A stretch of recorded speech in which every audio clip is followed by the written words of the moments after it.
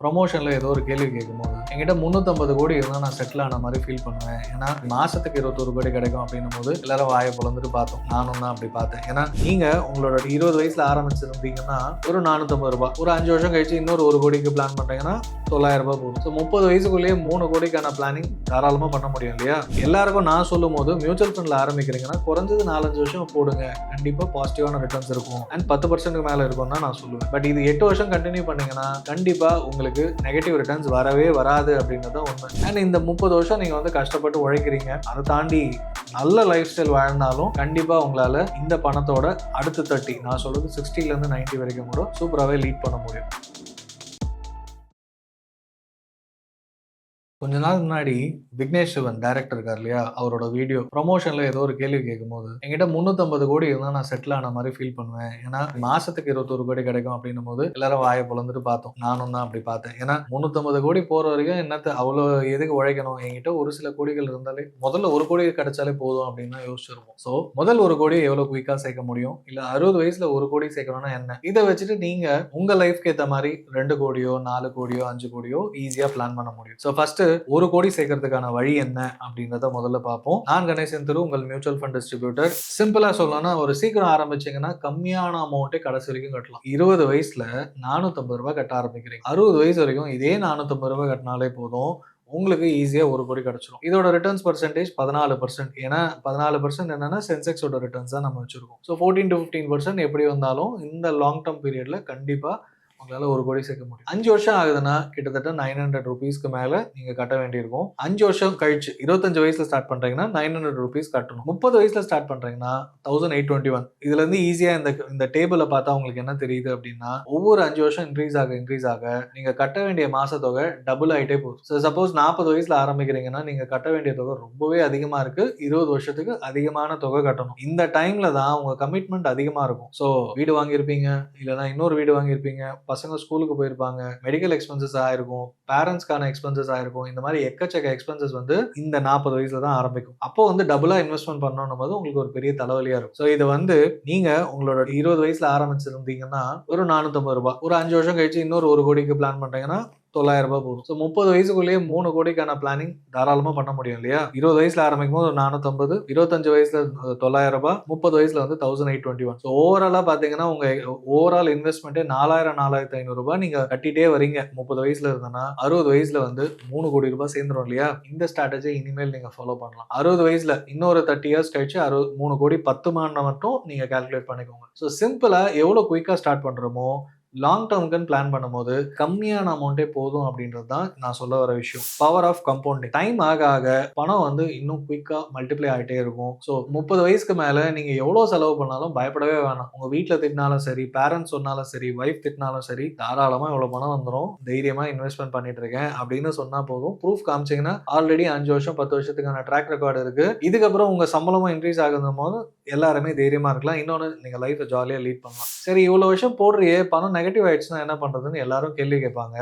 அதுக்குமே ஸ்டார்ட் இருக்கு. இதுக்கு முன்னாடி வீடியோ நீங்க பார்த்திருந்தீங்கன்னா நெப்பான் இந்தியான்னு ஒரு ஃபண்டை பத்தி பேசியிருந்தோம். அந்த ஃபண்டா இருந்தாலும் சரி, ஓவராலா 30 வருஷம் இல்ல அந்த 20 வருஷத்துக்கான ட்ராக் ரெக்கார்டு உள்ள ஃபண்ட்ஸ் எது எடுத்து பார்த்தாலும் இந்த சார்ட்டை நீங்க அப்ளை பண்ணி பார்க்கலாம். ஸோ ஒரு ஃபண்டு நெகட்டிவ் ரிட்டர்ன்ஸ் கொடுக்குமானா கொடுக்கும். எப்போ? 1 வருஷத்துல, 2 வருஷத்துல, 3 வருஷத்துல. இந்த ஃபண்டை பாருங்க, ஒரு 4 வருஷம் கழிச்சு பாத்தீங்கன்னா நெகட்டிவ் ரிட்டர்ன்ஸ் வரதுக்கான வாய்ப்பு ஆல்மோஸ்ட் 0 ஆயிடுச்சு. இந்த ஃபண்ட் பாத்தீங்கன்னா 5 வருஷம் வரைக்கும் கூட நெகட்டிவ் ரிட்டர்ன்ஸ் வரதுக்கான வாய்ப்புகள் இருக்கு. ஆனா 8 வருஷத்துக்கு மேல நெகட்டிவ் ரிட்டர்ன்ஸ்க்கான வாய்ப்புகள் 0 ஆயிடுச்சு. அதாவது நெகட்டிவ் ரிட்டர்ன்ஸ் வரதுக்கான வாய்ப்பே இல்லை. ஸோ உங்க கேபிட்டல் சேஃப். நிறைய பேர் கேட்கறது, எனக்கு ரிட்டர்ன்ஸ் வராட்டியும் கேபிட்டல் போயிடுமா அப்படின்றது. ஸோ எல்லாருக்கும் நான் சொல்லும் போது மியூச்சுவல் ஃபண்ட்ல ஆரம்பிக்கிறீங்கன்னா குறைஞ்சது 4-5 வருஷம் போடுங்க, கண்டிப்பா பாசிட்டிவான ரிட்டர்ன்ஸ் இருக்கும் அண்ட் 10% மேல இருக்கும் தான் நான் சொல்லுவேன். பட் இது 8 வருஷம் கண்டினியூ பண்ணீங்கன்னா கண்டிப்பா உங்களுக்கு நெகட்டிவ் ரிட்டர்ன்ஸ் வரவே வராது அப்படின்றது உண்மை. மார்க்கெட் என்னதான் ஃபாலோ ஆனாலும் ரெக்கவர் ஆயிடும். எப்படியா இருந்தாலும் நெகட்டிவ் ரிட்டர்ன்ஸ் இருக்காது. இது ஒரு ஃபர்ஸ்ட் பாசிட்டிவான விஷயம். கடைசி ரோ பாத்தீங்கன்னா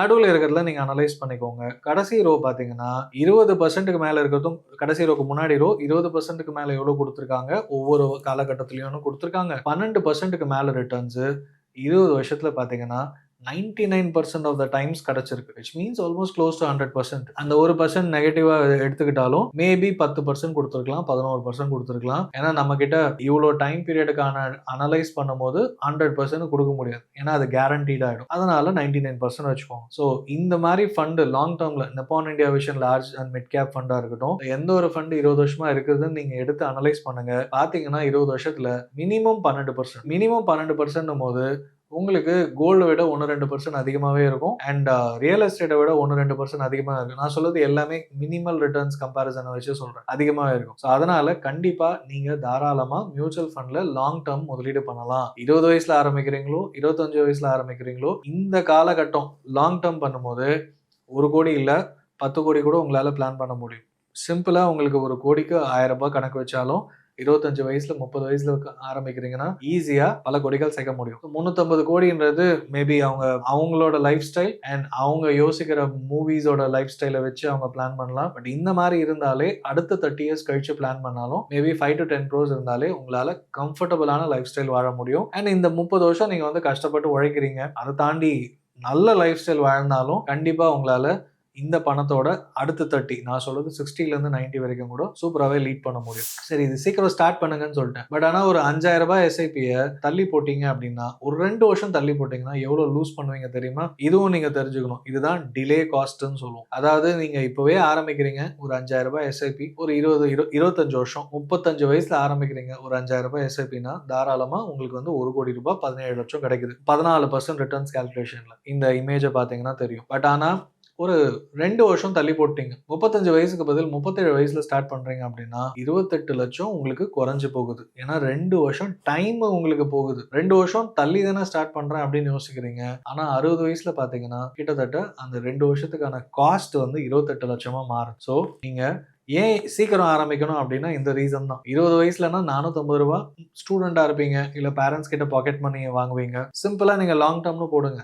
60 வயசு வரைக்கும் கூட யோசிக்க வேணாம், ஸ்டார்ட் பண்ணலாம். 25 வயசுலனா கண்டிப்பா ஏதோ ஒரு வேலைக்கு போயிருப்பீங்க. 1000 ரூபீஸ் சேவ் பண்ண முடியுதுன்னா ஈஸியா ஒரு கோடிக்கான விதைய போட்டுட்டீங்க அப்படின்றது தான் இதுல நீங்க தெரிஞ்சுக்க வேண்டிய விஷயம். கண்டிப்பா உங்களாலையும் இதெல்லாம் பண்ண முடியும். ஸோ யாரா இருந்தாலும் பெருசா போகணும், பட் ஸ்டார்ட் பண்ணும்போது குட்டியா சின்ன விஷயமா ஸ்டார்ட் பண்ணீங்கன்னா தான் கொஞ்சம் கொஞ்சமா நம்மளால பணத்தை அட்ராக்ட் பண்ண ஆரம்பிப்பீங்க. பணத்தை பொறுத்த வரைக்கும் என்கிட்ட 5000 இருந்தா நான் ஸ்டார்ட் பண்றேன், 10,000 இருந்தா ஒரு எஸ்ஐபி ஸ்டார்ட் பண்றேன்னு யோசிக்காம இந்த வீடியோ மூலமா நான் சொல்ல வர விஷயம் மினிமலா இருந்தாலே ஸ்டார்ட் பண்ணலாம். மினிமலா 500 ரூபாய் 1000 ரூபாயிலே ஸ்டார்ட் பண்ணீங்கன்னா உங்களாலையும் 1 கோடி சேர்க்க முடியும். ஏன்னா இவ்வளவு பணம் எதுக்கு தேவை? ஒண்ணு வீடு கட்டுறதுக்கு, அதுக்கு லோன் வாங்கியோ இல்லைன்னா உங்க ஃபேமிலி சுச்சுவேஷனை பொறுத்து 30-35 வயசுல என்ன பண்ணலாம்னு பிளான் பண்ணலாம். பட் 25-30 வயசுல ஸ்டார்ட் பண்ணீங்கன்னா உங்களோட 60 வயசுக்கு மேல இல்ல உங்க ஃபேமிலிக்கு அப்படின்னு யோசிச்சு சிம்பிளான ஒரு எஸ்ஐபி ஸ்டார்ட் பண்ணீங்கன்னா ஈஸியா உங்களால 1 crore ஸ்டார்ட் பண்ண முடியும். ஒரு 25 வயசுல ஒரு 10 கோடி வேணும்னு முடிவு பண்ணீங்கன்னா ஜஸ்ட் ஒரு 900 into 10 9000 rupees எஸ்ஐபி ஸ்டார்ட் பண்ணீங்கன்னா போதும்.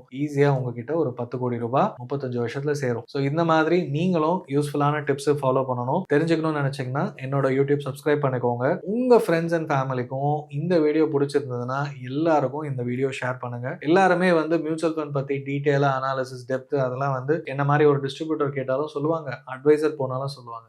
பட் இந்த மாதிரி ஸ்ட்ராட்டஜிஸை ஃபாலோ பண்ணிங்கன்னா உடனே ஸ்டார்ட் பண்ணணும்னு தோணும். கீழே டிஸ்கிரிப்ஷனில் கூகுள் ஃபார்ம் இருக்குது, அதை ஃபில்அப் பண்ணிங்கன்னா உடனே ஸ்டார்ட் பண்ணலாம். நீங்களும் ஃப்யூச்சரில் 1 கோடி ஈஸியாக சேர்க்க முடியும்.